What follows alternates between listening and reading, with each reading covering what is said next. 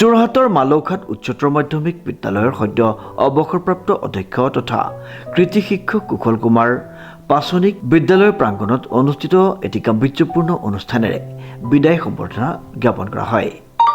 1990 চনৰ পৰা বিদ্যালয়ৰ বিজ্ঞান শিক্ষক হিচাপে মই দীৰ্ঘদিন চাকৰি কৰাৰ পাছত 2019 চনৰ 1 মে'ৰ পৰা মই বিদ্যালয়ৰ প্ৰধানৰ দায়িত্ব লৈ আহিছিলোঁ আৰু 2021 চনৰ 14 ছেপ্টেম্বৰৰ পৰা বিদ্যালয়খন যিহেতু উচ্চতৰ মাধ্যমিকলৈ উন্নীতকৰণ হ'ল, সেই সম্পৰ্কে অসম চৰকাৰে মোক ভাৰপ্ৰাপ্ত অধ্যক্ষৰ অতিৰিক্ত দায়িত্ব অৰ্পণ কৰিলে আৰু এই 35-পৰ্যীয়া কাৰ্যকালত মই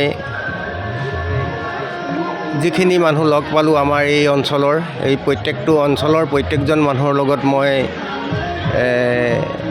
একাগ্ৰতাৰে মিলা প্ৰীতিৰে থাকিবলৈ বিচাৰিছিলোঁ আৰু তেওঁলোকৰ লগত মই কমিউনিটিৰ লগত এটা সুন্দৰ ৰিলেশ্যনশ্বিপ ৰক্ষা কৰিবলৈ চেষ্টা কৰিছিলোঁ আৰু মই আজি অতি অভিভূত হৈছোঁ। মই প্ৰাক্তন ছাত্ৰ ছাত্ৰীসকল, বিদ্যালয়ৰ পৰিচালনা উন্নয়ন সমিতিৰ সকলো সদস্য আৰু পুৰণা উন্নয়ন সমিতিৰো সকলো সদস্য, অভিভাৱকসকল, প্ৰাক্তন ছাত্ৰ ছাত্ৰীসকল, বিদ্যালয়ৰ শিক্ষক কৰ্মচাৰীসকল সকলো সমবেত হৈছেহি আৰু মোক 1 কিলোমিটাৰ আগৰ পৰা যি আদৰি আনি মোক সন্মান প্ৰদৰ্শন কৰিছে। আজি মই অত্যন্ত অভিভূত হৈছোঁ আৰু প্ৰত্যেকলৈকে মই মোৰ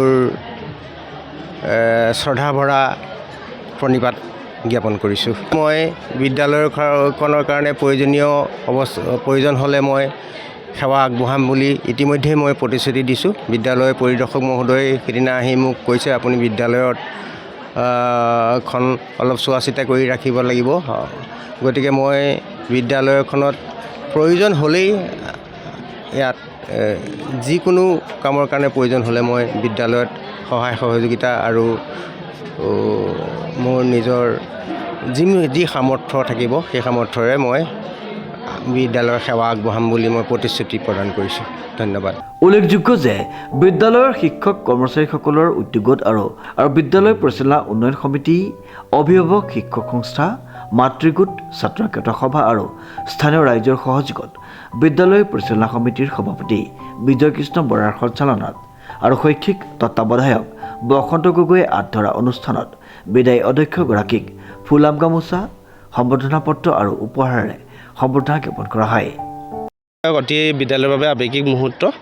তেখেতে 1990 চনৰ পৰা 2025 চনৰ 31 ডিচেম্বৰলৈকে এই বিদ্যালয়ত সেৱা আগবঢ়ালে। তেখেতে প্ৰথম বিজ্ঞান শিক্ষক হিচাপে আহিছিলে, তাৰপিছত 2019 চনৰ পৰা 21 চনলৈকে তেখেতে প্ৰধান শিক্ষকৰ দায়িত্ব বহন কৰিলে। 21 চনৰ পৰা বিদ্যালয়খন উচ্চতৰ মাধ্যমিক বিদ্যালয় উন্নীত হোৱাত তেখেতে ভাৰপ্ৰাপ্ত অধ্যক্ষৰ দায়িত্ব বহন কৰিলে আৰু খুব উল্লেখনীয় যে তেখেতৰ কাৰ্যকালতে এই বিদ্যালয়খনক উচ্চতৰ মাধ্যমিকলৈ উন্নীত কৰাৰ লগতে ছাত্ৰ ছাত্ৰী ইয়াতে এডমিশ্যন দি তেওঁলোকৰ 100% ৰিজাল্ট, আনকি ষ্টাৰ মাৰ্ক ল'বলৈও ছাত্ৰ ছাত্ৰীক সক্ষম কৰিলে। যিহেতু জানে যে উত্তৰ পশ্চিম যোৰহাটৰ মালৌঘাট অঞ্চল এটা বানপীড়িত অঞ্চল, গতিকে এই স্থানত তেখেতে 1990 চনৰ পৰা 2025 সুদীৰ্ঘ 35 বছৰ দিন এই অঞ্চলটোৰ ছাত্ৰ ছাত্ৰীৰ উত্তীৰ্ণ ভালৰ কাৰণে তেখেতে কাম কৰিলে আৰু শৈক্ষিক দিশত যথেষ্টখিনি পৰিৱৰ্তন তেখেতে আনিলে। গতিকে আমি বিদ্যালয় পৰিয়াল তথা অঞ্চলবাসীৰ তৰফৰ পৰা তেখেতক অশেষ ধন্যবাদ আৰু কৃতজ্ঞতা জনাইছোঁ। তেখেতে বহুখিনি কাম বিদ্যালয়খনে কৰিলে আৰু বহু পৰিকল্পনা থাকি গুচি গ'ল তেখেতৰ। গতিকে আমি তেখেতৰ অৱসৰকালীন দিনসমূহ খুব ভাল ধৰণে পাৰ হওক, সুস্বাস্থ্যৰে থাকক, তাকে আমি পৰমেশ্বৰৰ ওচৰত কামনা কৰিছোঁ। উক্ত অনুষ্ঠানৰ পূৰ্বে NCC, শিক্ষক সমাজ, ছাত্ৰ ছাত্ৰী আৰু স্থানীয় লোকসকলে গায়ন বায়নেৰে অধ্যক্ষগৰাকীক বিদ্যালয়লৈ আদৰি আনে। পাছনি ছাৰৰ যি দায়িত্ববোধ, বিদ্যালয়খনৰ প্ৰতি তেখেতৰ যি দায়িত্ববোধ, সেই দায়িত্ববোধক আমি সদায় সোঁৱৰিব লাগিব আৰু তেখেতৰ যি নিয়মানুৱৰ্তিতা আৰু তেখেতৰ যি বিদ্যালয়খনৰ প্ৰতি কৰণীয়, সেইখিনি তেখেতে নিজৰ পৰিয়ালৰ আওকাণ কৰিও কিন্তু বিদ্যালয়খনৰ প্ৰতি দায়িত্ব তেখেতে পালন কৰিছিলে, আমি নিজে দেখি আহিছোঁ।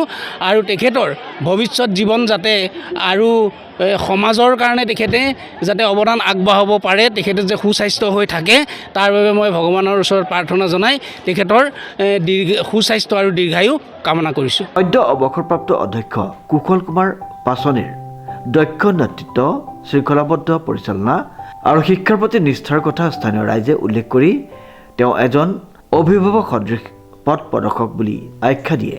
অনুষ্ঠানটো আৱেগ, শ্ৰদ্ধা আৰু মৰমেৰে ভৰপূৰ্ণ হৈ পৰে। বিদ্যালয়ৰ কাৰণে অতি দুখৰ দিন আৰু যথেষ্ট আৱেগিক মুহূৰ্ত।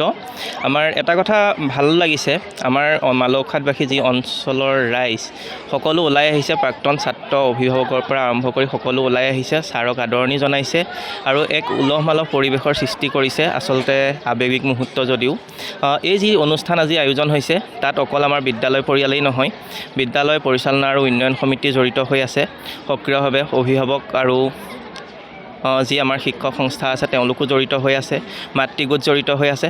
আচলতে প্ৰতিজন ছাত্ৰ ছাত্ৰী, প্ৰাক্তন ছাত্ৰ, অভিভাৱক সকলোৰে সহযোগত খুব ধুনীয়াকৈ আজি এই অনুষ্ঠানটো আয়োজন কৰা হৈছে আৰু আমিও এটা কথাত আনন্দিত, ছাৰক যে বিদায় মুহূৰ্তত সকলোৱে ইমান শ্ৰদ্ধা ভক্তি দেখুৱাইছে তাক লৈ পেলাই আচলতে মালৌখাটবাসীৰ ওচৰত আমি চিৰকৃতজ্ঞ।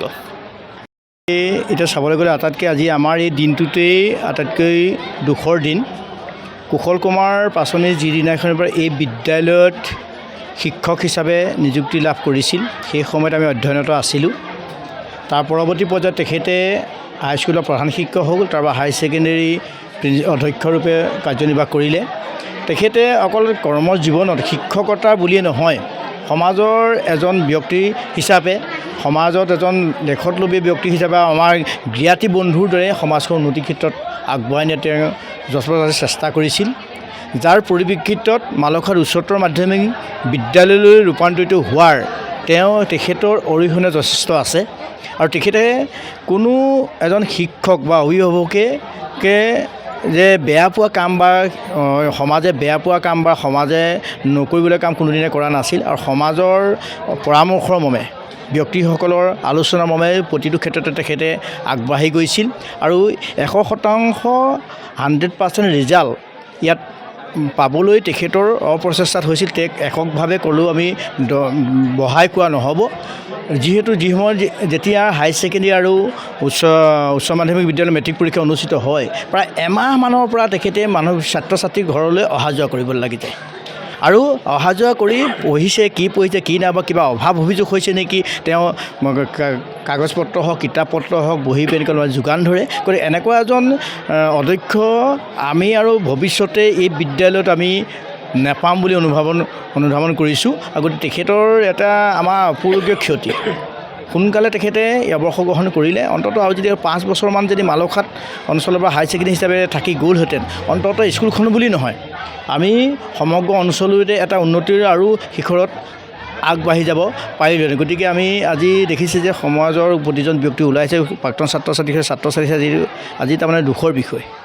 আমি ধৰি লওক যদি আমি আপোনালোকৰ মাইকৰ ফোনটো লৈ কথা পাতিছোঁ, কিন্তু আমাৰ হৃদয়ত আৱেগক এতিয়া বহিভূত হৈ আছে, যে আৱেগে আমাক খুন্দিয়াই আছে যে ছাৰ আজিৰ পৰা আমাৰ মাজৰ পৰা গুচি যাব। সেয়েহে ছাৰৰ ভৱিষ্যত যিকেইজন দিন থাকে তেওঁ দীৰ্ঘায়ু হওক, সুস্বাস্থ্য হওক, ভগৱানে কৃপা কৰক, তাকে আমি ভগৱানৰ ওচৰত কামনা কৰিছোঁ। প্ৰশান্ত গায়নৰ ৰিপৰ্ট, নিউজ নাও।